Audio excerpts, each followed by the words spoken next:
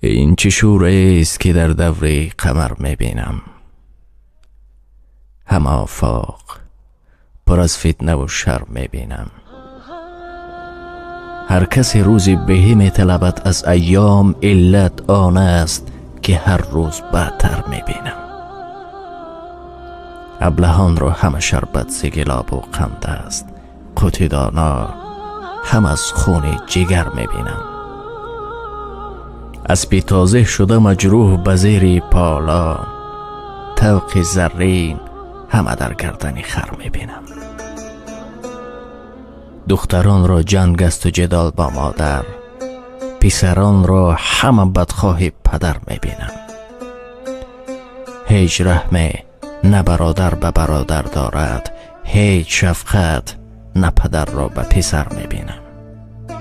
پند حافظ بشنو، خواجه پیرف نیکی کن، که من این پند به از دور و گوهر